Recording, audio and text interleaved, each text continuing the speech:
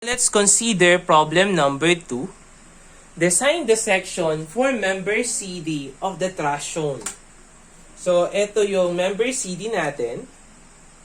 So, yung CD natin, it is a bottom chord. Obviously, kapag yung mga bottom chord natin, it is a tensile member. Use a 36 steel. So, meaning to say, the value of your Fy is equals to 248 megapascal and the value of your Fu is 400 megapascal. And assume that there are two lines of 3 18 mm diameter bolts in each flange. So, meron tayong dalawang linya ng tatlong 18 mm diameter bolts. So, etong consideration na to for the value of your CD. So mamaya ipapakita natin yung computation o yung criteria para makuha natin yung value ng reduction factor natin. Assume the diameter of the hole to be 20 mm. Since sinabi sa problem is diameter of the hole, therefore, ito yung gagamitin nating diameter natin. Pero kapag sinabi na nominal diameter of the hole, mag-a-add pa tayo doon ng 1.6 na allowance. So, sa pagde-design ng section natin na to, we have available sections, yung WA, yung W10 by 23, W12 by 30, W12 by 26, and yung W8 by 28. So, ito yung truss natin. So, we have asymmetrical loadings of 125 kN acting dito sa joints L, K, J, I, H. So, yung mga ano natin, no? Yung mga panels natin. So, 3.6. And also, yung height ng truss natin, that is equal to 3.6. So, first of all, no, in designing, so, sa mga pagde-design natin, so since ASD tayo, the value of your actual, that must be less than or equal to the value of your allowable. Yung mga actual natin, makukuha natin yan sa mismong loading natin sa given problem.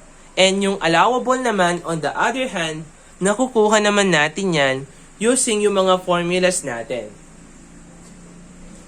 So, for this one, so, unahin muna nating malaman yung value ng actual natin. So, para malaman natin yan, let's have the value of our tension CD. So, hanapin muna natin yung force natin acting on our bottom chord CD. So, para mahanap natin yon, we will just apply method of section. So, magka-cut tayo dito sa part na to. So, kapag nag-cut tayo at this part, at section AA, so, mangyayari is, lilitaw yung compression force natin na KJ, yung tension natin na KD, and yung hinahanap natin na tension at CD. So, meron tayong 3.6, 3.6. Siyempre, meron tayo dito na upwards reaction na 312.5. Nakuha yung 312.5 kasi pinag-add yung mga loadings natin, divide by 2 since symmetrical lang naman. So for this one, kailangan natin malaman yung value ng tension natin sa CD. So paano natin kukunin yun? So, saan tayo magmo-moment para makuha natin yung tension natin at CD? So magmo-moment lang naman tayo dito sa K. Bakit? Kasi connected sa K etong force natin na compression sa KJ and yung tension natin dito sa KD. So, kung connected sila dito, so meaning to say daraan yung mga forces natin dito sa point K, meaning to say mamamatay yung dalawang force natin dito, matitira na lang is yung tension natin sa CD. Yun, makukuha na natin yung value ng tension natin sa CD. So, let's take summation moment at K is equals to 0. So, let's say na clockwise is positive. So, unahin muna natin yung 312.5 So, meron siyang moment arm which is equal to 3.6 plus 3.6. So, you will have 7.2 minus itong 125 kilonewton natin na counterclockwise multiplied by 3.6 minus itong tension force natin na tension CD multiplied by the moment arm of 2.4. Since meron tayo ditong height na 3.6, meaning to say, sa kada increment niya dito, tumataas siya ng tigo 1.2, 1.2, 1.2, 1.2. So, yung distance between point C to point K, that is equal to 2.4. So, yun yung magiging moment arm natin equals to 0. So, the value of your tension at chord CD is equal to 750 kilonewton. So, this is yung actual values natin. So, for this one, kailangan nating malaman yung value ng mga allowable natin. So, for the allowable, so since we have 4 available section, so consider muna natin yung nasa gitnang section natin na W12 by 26. So, kung W by 12, 26, ito yung pinaka-medium natin, medium section sa 4 na sections na available. So, meron siyang area na 4935, thickness of the flange na 9.65, radius of gyration na 43.69, and lastly, yung base of the flange which is equal to 164.85 mm. So, first of all, let's solve for the value ng tension natin using yielding dun sa cross section natin na 0.6 FY AG.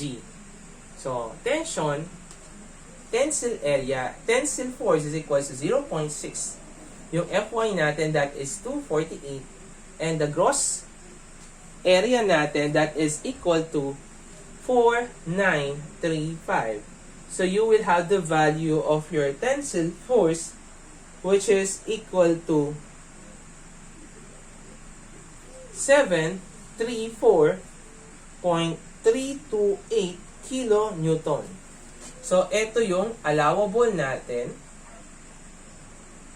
So, always dapat yung value ng allowable natin, that must be greater than or equal dapat siya sa value ng actual natin.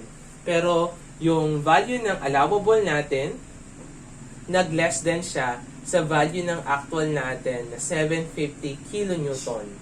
So, ito yung value ng actual natin. Wherein by theory, so yung value ng allowable natin, lagi dapat siyang mas mataas compared sa value ng actual natin. Therefore, yung trial section natin, nag-fail siya. So, nag-fail yung section natin, so magko-consider tayo ng another section. So, for this one, nag-fail siya dito sa yielding ng area natin. So, we will consider yung another section natin, another trial W section natin. So, kung papansinin natin, no, yung mga formulas natin, yung formulas natin for the yielding ng gross area natin, so that is equal to 0.6 FY AG. And yung susunod naman na criteria natin in computing for the value of your tensile force is yung fracture on the net area natin na 0.5 FU-AE. So, kung mapapansin ninyo, no, since mababa yung allowable tensile load natin, na 734.328 lang siya, compared mo siya sa 750 kN sa actual, therefore, kailangan nating taasan yung value ng area natin para mahigitan niya yung 750 kN.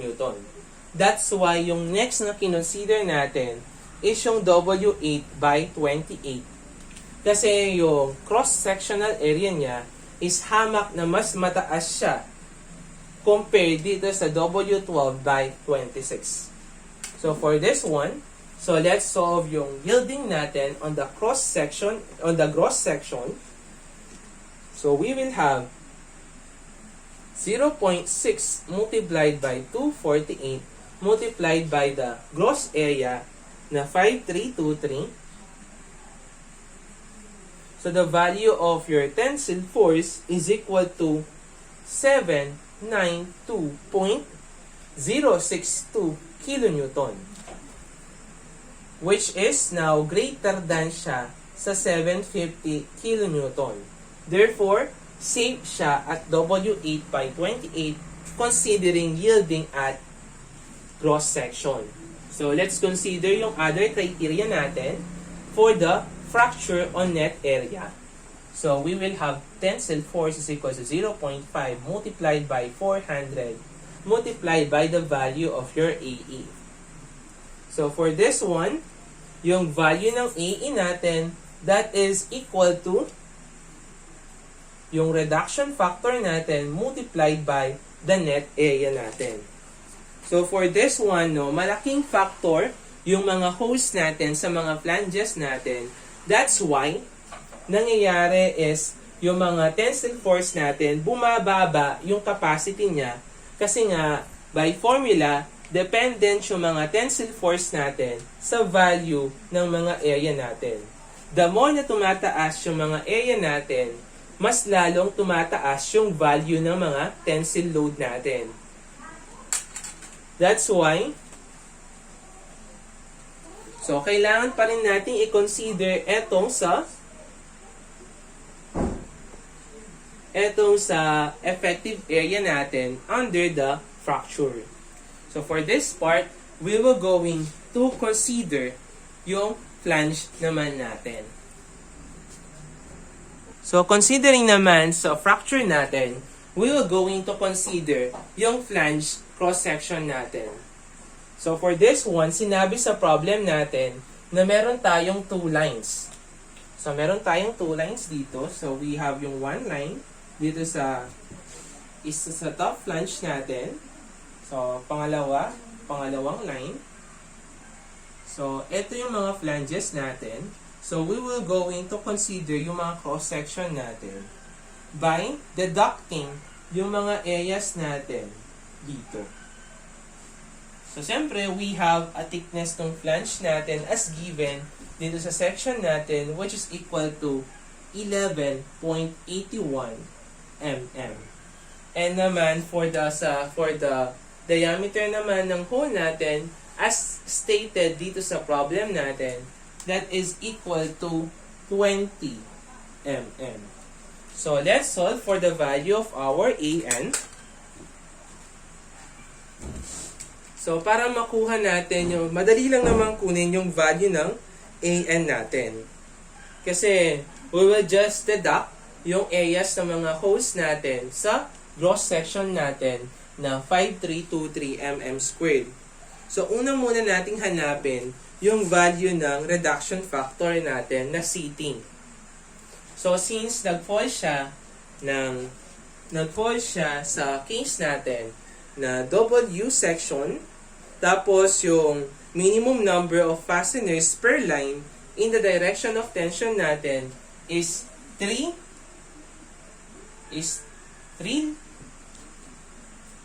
rivets or bolts. So nag-under siya sa case B natin. So under case B,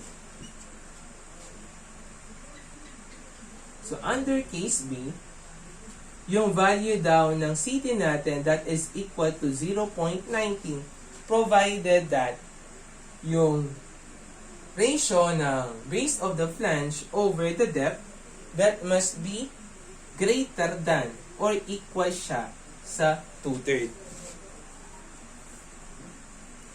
So, kunin natin yung ratio niya. Yung base of the flange is 165.49. The value of your depth is 204.72. So, kung i-calculate natin yan, we have a value of 0.81 na greater than siya sa value ng 2/3. Therefore, the value of your CT is equal to 0.90. So, kunin na natin yung value ng net area natin. So, for the value of your net area, that is equal to the gross section area minus yung area of poles. So, AN is equal to 5323 minus yung mga area natin. So, meron tayong 4 na hole.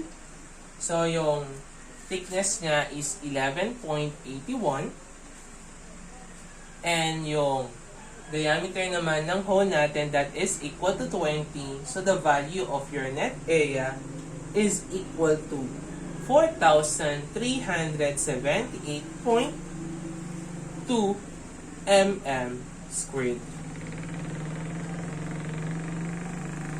So, we have the value ng AN natin. So, we can calculate for the value of your AE, which is equal to 0.90 of AN, 0.2. So, the value of your effective area is now equal to 3940.38 mm squared. So, let's compute for the value of your fracture on net area na tensile load. So, you will have 0.5 multiplied by 400 multiplied by 3940.38.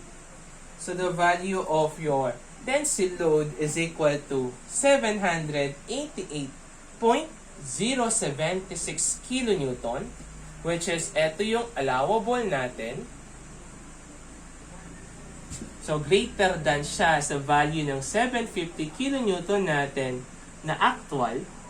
Therefore, yung W8 by 28 natin, both safe siya dito sa yielding natin sa gross section and yung fracture natin sa net area. Since nag-safe siya sa dalawang limit states natin, therefore, safe and adequate yung W8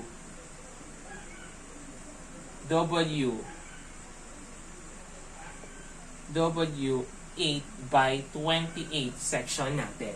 So, meaning to say, eto na yung i-adapt nating design para sa bottom chord natin.